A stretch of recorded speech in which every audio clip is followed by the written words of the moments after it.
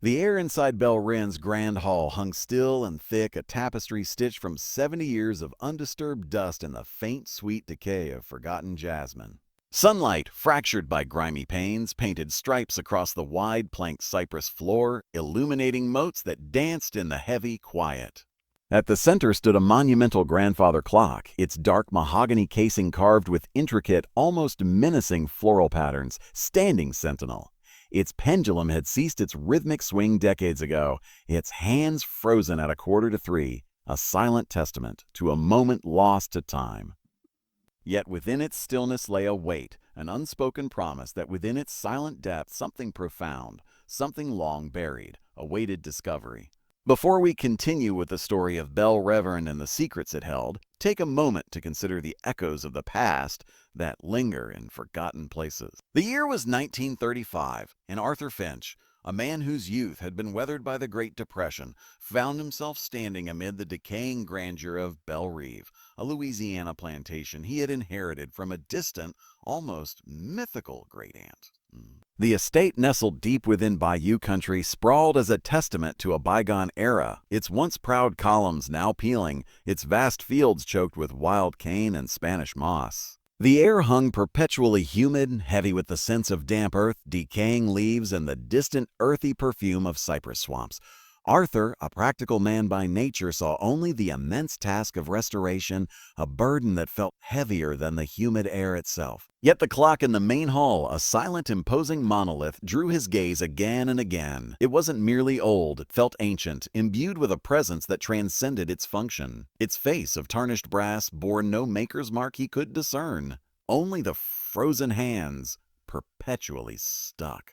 "Is 70 years," his grandmother Ara had murmured, her voice thin as old lace. 70 years, that clock ain't told no time." The number resonated with a peculiar chill, a span of human life, a generation sealed within its silent mechanism. Belle Reve, or a beautiful dream as its original French name implied, was anything but a dream. Now it was a waking ghost, a sprawling two-story mansion with wide verandas that sagged under the weight of time and neglect. The paint on its cypress siding had long surrendered to the relentless Louisiana sun and rain, flaking away to reveal the dark weathered wood beneath. Giant live oaks draped with thick beards of Spanish moss stood like ancient sentinels, their gnarled branches reaching toward the house, casting long dancing shadows that seemed to shift with unseen currents. The air, even indoors, carried the faint sweet and sour tang of the nearby bye-bye, a mix of stagnant water, rich soil, and the occasional, almost imperceptible scent of decay.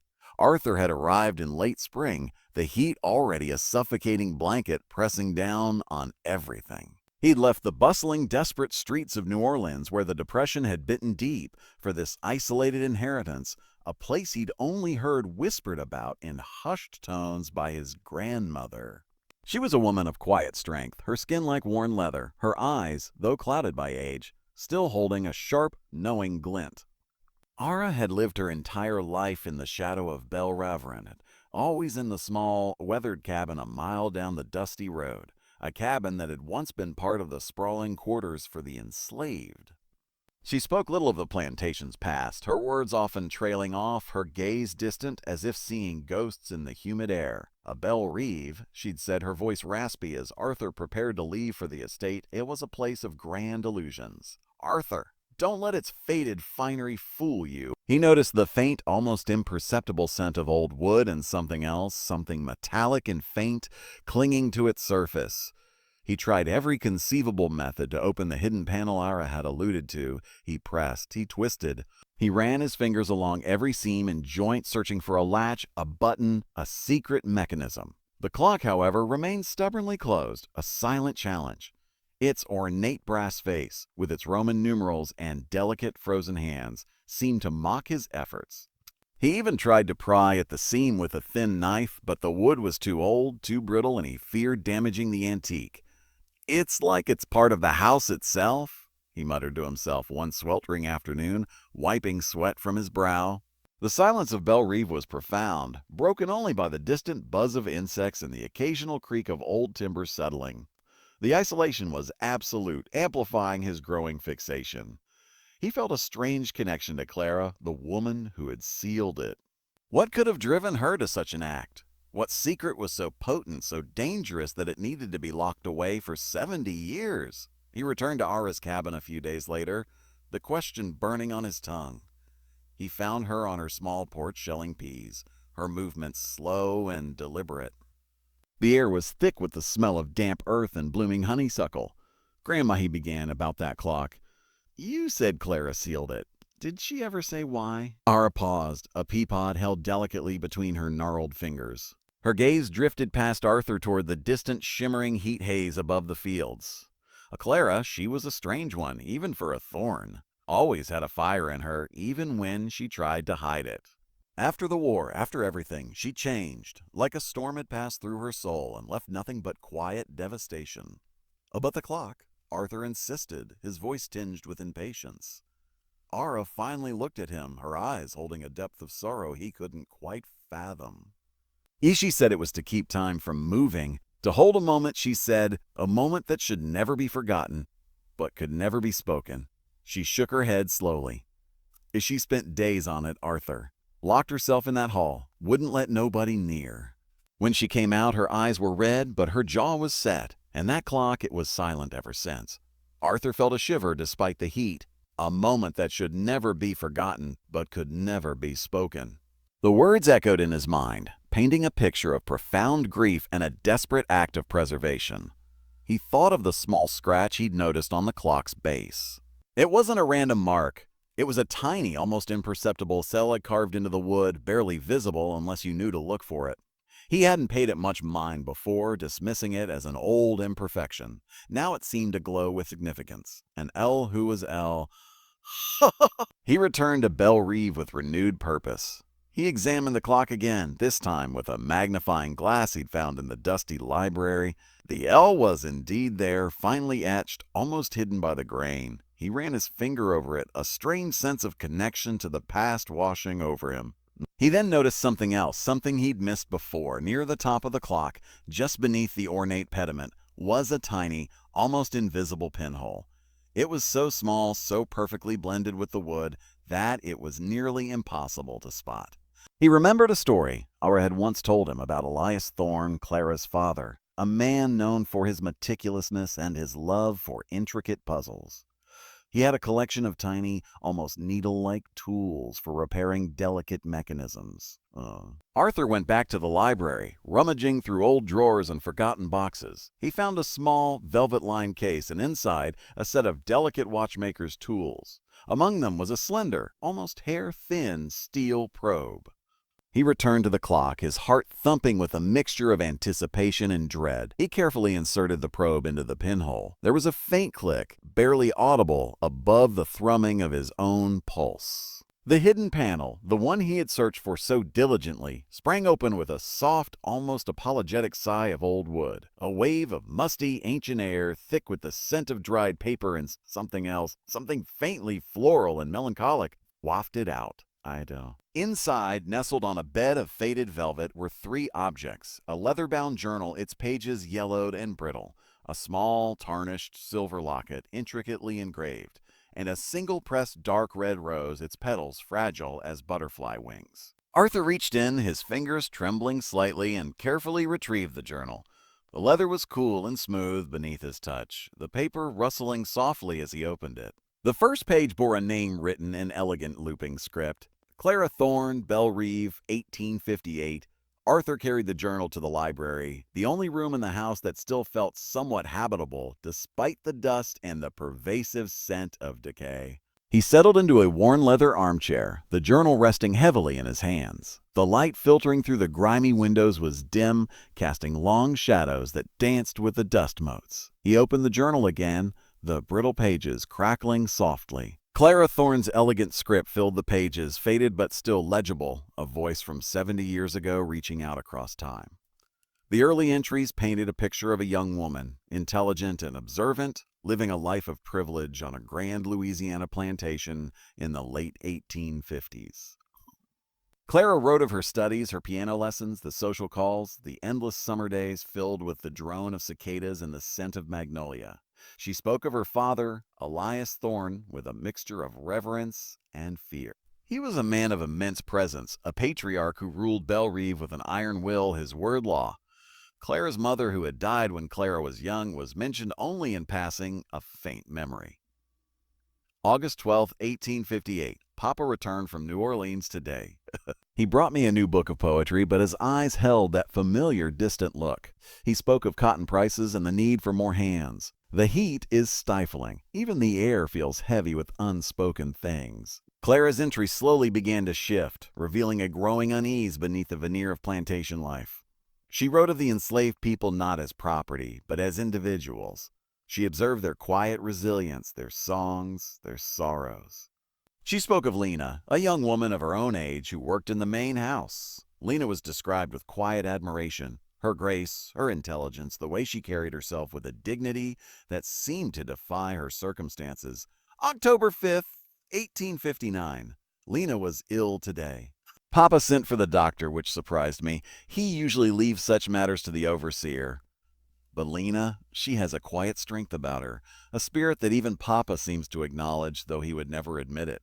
Her eyes hold a wisdom far beyond her years. I find myself drawn to her quiet presence, though we are separated by an unbridgeable chasm. Arthur paused, looking at the locket. It was small, oval, and tarnished, but he could make out delicate floral engravings. He carefully pried it open. Inside, on one side, was a tiny, faded daguerreotype of a young woman with striking, intelligent eyes and a serene expression. Her features were refined, her skin a warm, deep brown.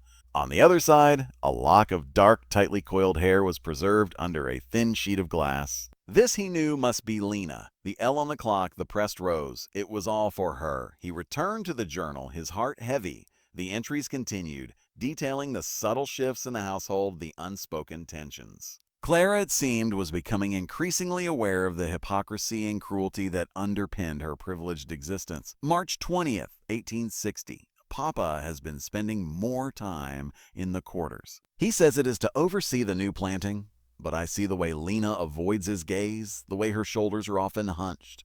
There is a tension in the air, a silence that screams louder than any argument. I feel a knot of dread in my stomach, a premonition of something terrible.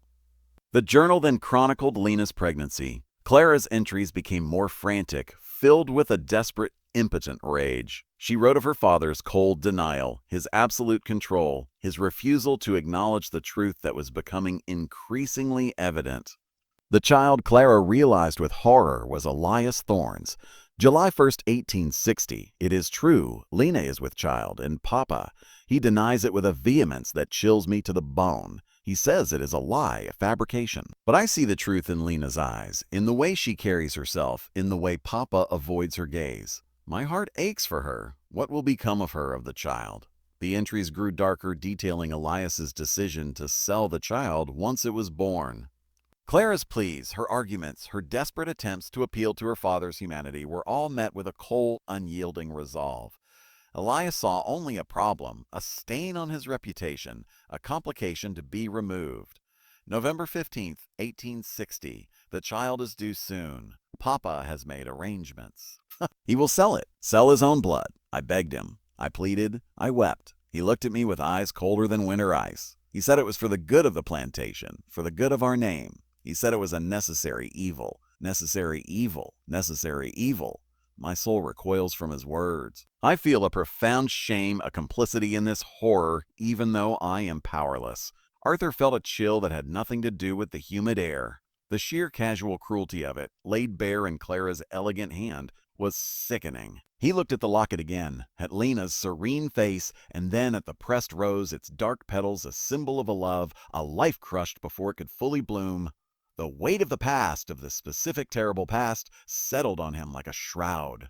He understood now why Ara had been so reluctant to speak. Some truths were indeed too heavy for the light of day. Just when we thought we'd seen it all, the journal's pages turned, revealing a deeper, more agonizing layer to this hidden history.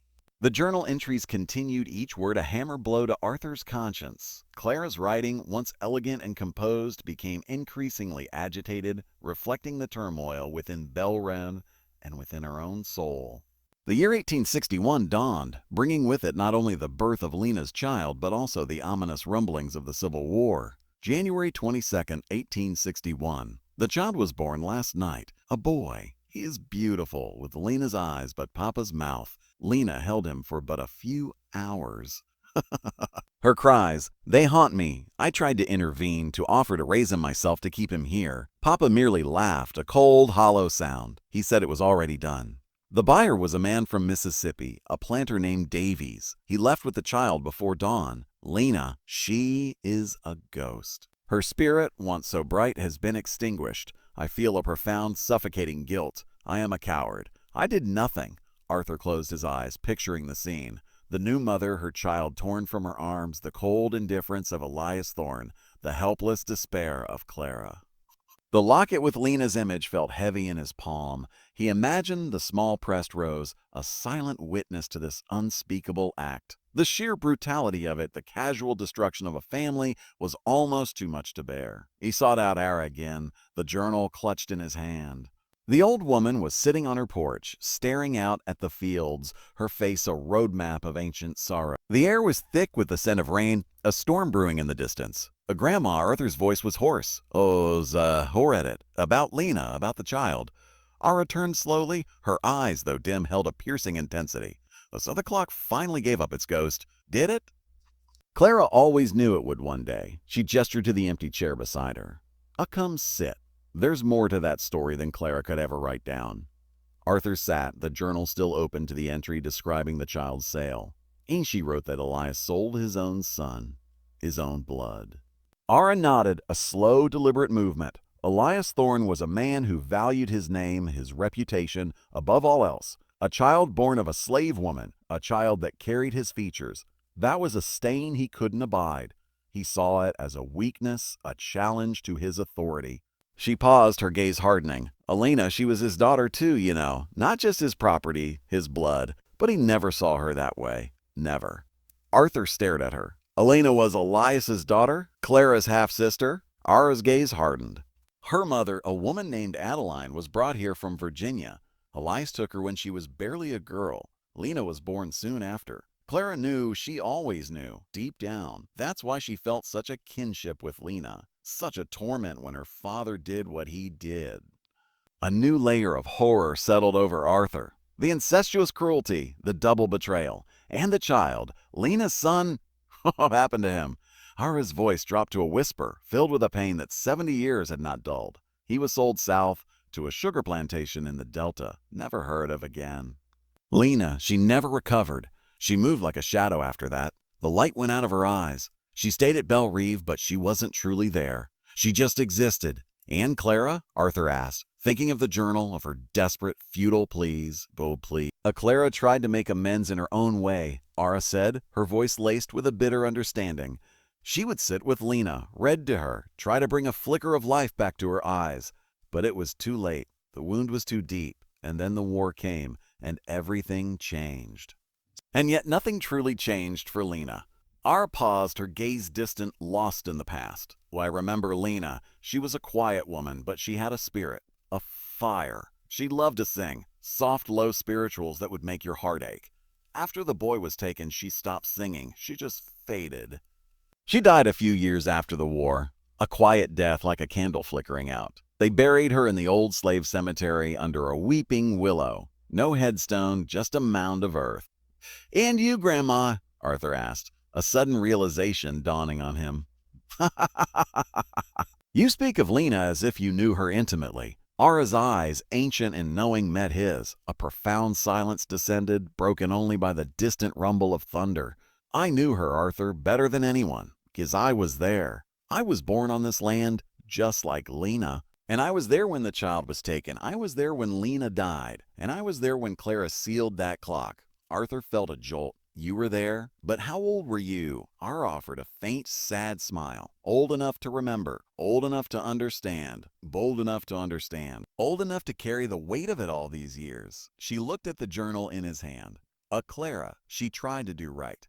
In the end, she tried to preserve the truth, even if she couldn't change the past. That clock, it was her way of making sure Lena's story wasn't completely erased. A silent monument to a life stolen. A truth buried. The storm broke then, a sudden deluge of rain lashing against the porch, mirroring the storm of revelations that had just broken over Arthur. It was a living, breathing entity embodied in the quiet strength of his grandmother Era. The L on the clock, the locket, the rose, they were not just symbols of Lena, but of a legacy of pain and silent defiance that had been passed down through generations. The rain continued to fall in sheets, washing the dust from the ancient oaks and turning the red earth of the plantation into slick, dark mud.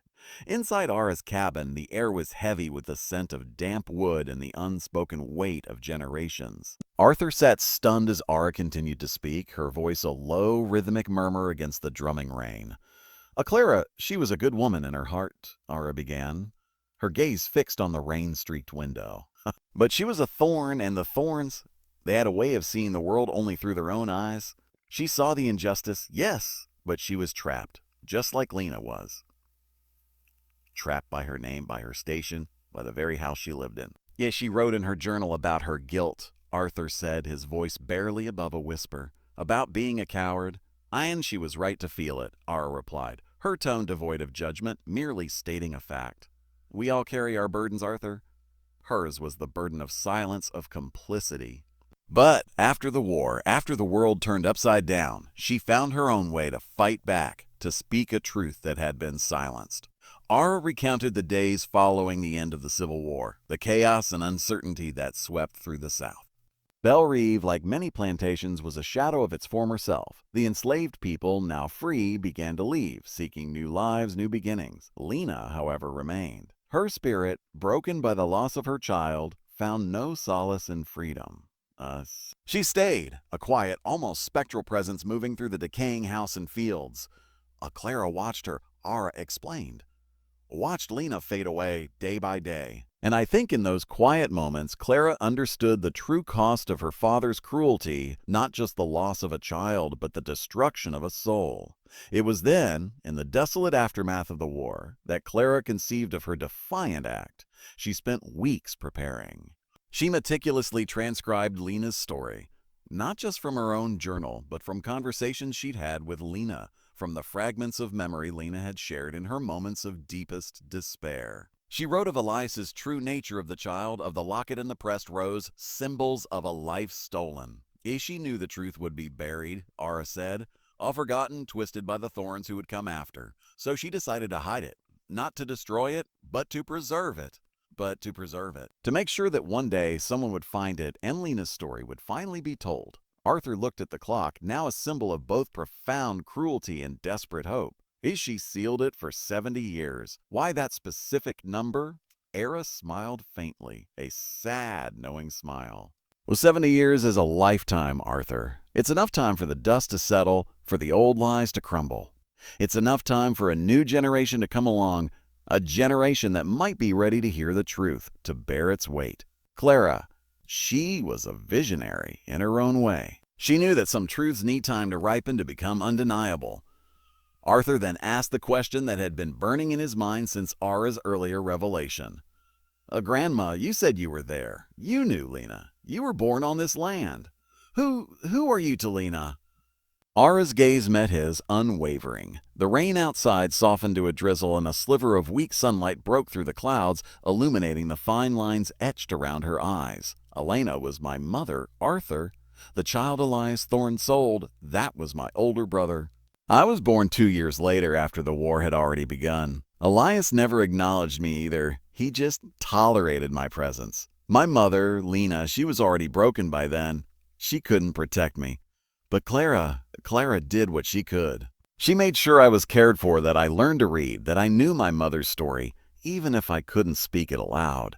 Arthur felt a profound shock, a dizzying sense of connection to the past. His own grandmother, the quiet, resilient woman who had raised him, was the daughter of Lena, the enslaved woman whose story was hidden in the clock. He was directly descended from this tragedy, this unspeakable cruelty. The weight of the journal, the locket, the pressed rose suddenly felt immense, a tangible link to his own bloodline, stained by the very history he was uncovering. Clara, Ara continued, her voice soft, she couldn't save my brother. She couldn't save my mother from her sorrow. But she could make sure their story lived. She sealed that clock not just with a journal, but with a promise that one day the truth would emerge. The silence that followed was deep, resonant with the echoes of generations. Arthur looked at his grandmother, seeing her not just as an old woman, but as a living testament to the enduring power of memory, of resilience, and of a truth that, despite all efforts to bury it, had finally found its way into the light. The clock, once a mere object, now stood as a monument, a silent, powerful witness to the unspeakable history of Bellerive and the quiet defiance of the women who refused to let it be forgotten. The revelation of Ara's true parentage, her direct lineage to Lena and Elias Thorne, sent a tremor through Arthur's understanding of his own family history. The dusty halls of Belle Revere no longer felt like a distant inheritance, but a living, breathing entity, its walls imbued with the cries of his ancestors. The humid air, once merely oppressive, now felt heavy with the weight of unspoken grief and generations of injustice. Arthur spent the next few weeks in a feverish state, poring over Clara's journal, cross-referencing dates, trying to piece together the fragments of Lena's life and the fate of her lost child. He revisited the old crumbling ledgers he'd found in the library, searching for any mention of the sale, any record of a transaction involving a child in early 1861. The ledgers, meticulously kept by Elias Thorne, were filled with cotton yields, supply purchases, and the names of enslaved people listed as property. He found an entry chillingly brief. Jan 23, 1861. One male infant to Davies, Mississippi, $300.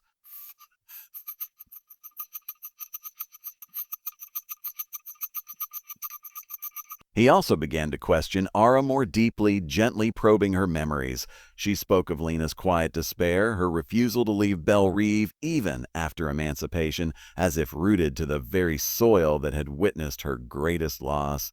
She said she couldn't leave, Ara recounted, her voice raspy with age. Not until she knew what became of her boy. She always hoped even when there was no hope left. She'd sit by the road watching, waiting for a face she'd never truly known to return. Arthur felt a profound ache in his chest. The image of Lena, a ghost haunting the very landscape of her sorrow, was unbearable. He tried to trace the Davies family in Mississippi, writing letters to county clerks and historical societies, but the records were sparse, fragmented by the war and the passage of time. The trail, 70 years cold, seemed to vanish into the vast, indifferent expanse of history. The community, too, seemed to sense a shift in Arthur. His inquiries, once casual, now carried a desperate urgency. When he visited the general store in the nearest small town, the old men who usually sat on the porch whittling wood and swapping stories grew quiet when he approached. Their eyes, once curious, now held a guarded, almost weary expression. He heard whispers, fragments of old gossip about the Thornes and their peculiar ways, about things best left buried. The name Elias Thorne still carried a chill even decades after his death. One sweltering afternoon, while exploring the overgrown gardens behind Bellerive, Arthur stumbled upon a small, almost completely swallowed by kudzu stone marker. It was crude, unadorned, and half-buried in the earth. He cleared away the vines and dirt, revealing a single hand-carved word, Lena.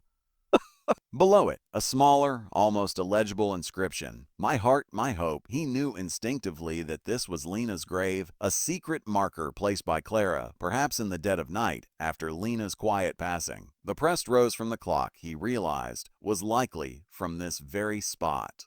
He returned to the house, the small hand-carved marker now a new, tangible piece of the puzzle. He placed the locket and the pressed rose beside the journal on the library table. The three objects, once disparate, now formed a complete, heartbreaking narrative. He looked at the clock, its silent face no longer a mystery but a profound statement. It was a tombstone, a memorial, a defiant act of remembrance. The psychological toll on Arthur was immense. He found himself waking in the dead of night, haunted by Clara's words, by Lena's silent suffering, by the image of the child being taken away.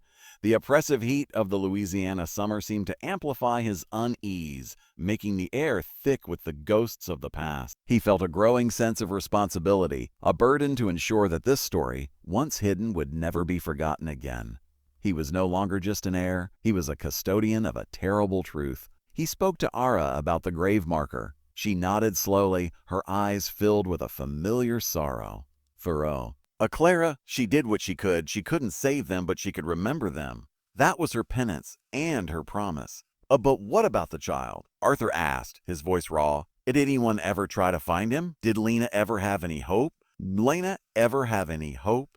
Era sighed a deep shuddering breath. Hope is a dangerous thing, Arthur, especially for those who have nothing else. Lena, she held on to it like a lifeline even as it choked her.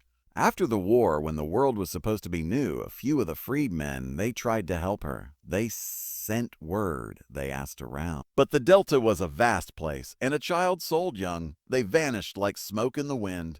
There was never any trace. The finality of her words hung in the air, a heavy, crushing weight. The mystery of the clock had been solved, but the tragedy it contained only deepened with each new revelation. Arthur realized that the true tension wasn't in what was hidden, but in the enduring, agonizing consequences of that hidden truth. The clock had been opened, but the wounds it revealed were still fresh, still bleeding 70 years later.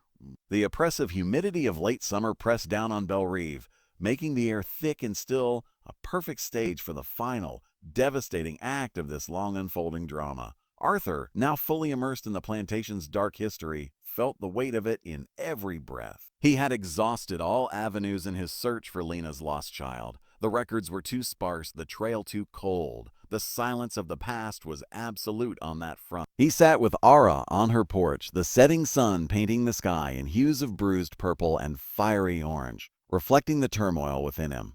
The air was alive with the chirping of crickets and the distant croaking of frogs from the bayou, a symphony of nature that seemed indifferent to human sorrow. Grandma, Arthur began, his voice heavy. I've read everything. I've searched. There's no trace of Lena's son. It's like he vanished completely. Ara nodded slowly, her gaze fixed on the horizon, her profile etched against the fading light. Some wounds, Arthur, they never heal. They just scar over. Oh, and sometimes even the scar aches. She paused, then turned to him, her eyes holding a profound, ancient sorrow. There's one more thing, Arthur, a part of Lena's story that Clara couldn't bring herself to write, not fully. A part that only those who lived it could truly know. Arthur leaned forward, his heart pounding. He sensed a final, crucial piece of the puzzle, a revelation that would complete the horrifying picture. After the boy was taken, Ara began, her voice barely a whisper. Lena, she was never the same. She moved through the world like a ghost. But Elias Thorne, he wasn't done with her.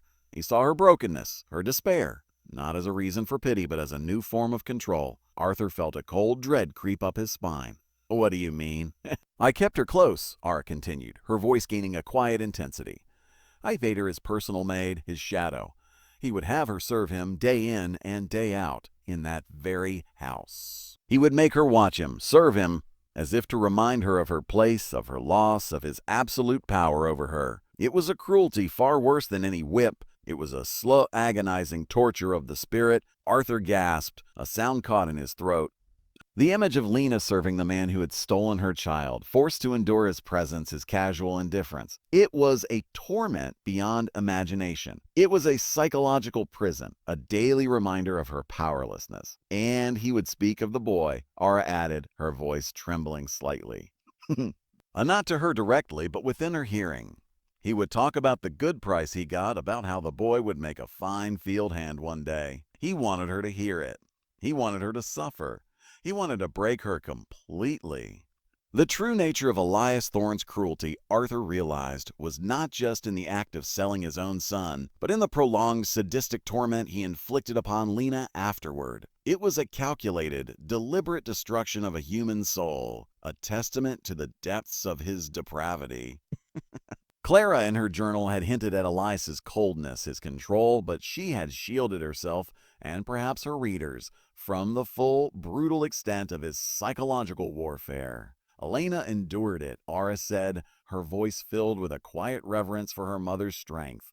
She endured it for years. She never cried in front of him. She never broke. She just existed, until one day she simply lay down in her bed and didn't wake up. Her spirit, it had finally given out. She died of a broken heart, Arthur, as surely as if he had put a bullet through it. The silence that followed was absolute, broken only by the distant hoot of an owl. Arthur felt a profound, visceral understanding of the clock of Clara's desperate act. The clock wasn't just a repository of a secret, it was a monument to Lena's silent suffering, a testament to the unspeakable cruelty she endured, and Clara's desperate attempt to ensure that even in death, Lena's story would not be erased by the man who had so thoroughly destroyed her life. The locket, the pressed rose, the journal, they were all pieces of Lena preserved against the tide of oblivion. "And Clara?" Arthur finally managed to say, his voice raw. "As she witnessed all of this?" Ara nodded. She did, and it broke her too in its own way. She couldn't stop her father, but she could make sure his evil and Lena's suffering would not be forgotten. That clock, it was her final act of defiance against her father, against the silence, against the injustice that had consumed them all. The full weight of the past crashed down on Arthur. He understood now the true reason the clock was sealed, the profound meaning behind its 70 years of silence. It was a tomb, a memorial, a silent scream against the casual brutality of a system that allowed such horrors to flourish. The something hidden inside was not just a journal, but the agonizing, unvarnished truth of a life stolen, a soul crushed, and a legacy of pain that echoed through generations, finally brought to light by the turning of a key 70 years later. The sun had fully set, plunging Belle Reve into a deep, humid darkness broken only by the faint glow of the oil lamp on Ara's porch.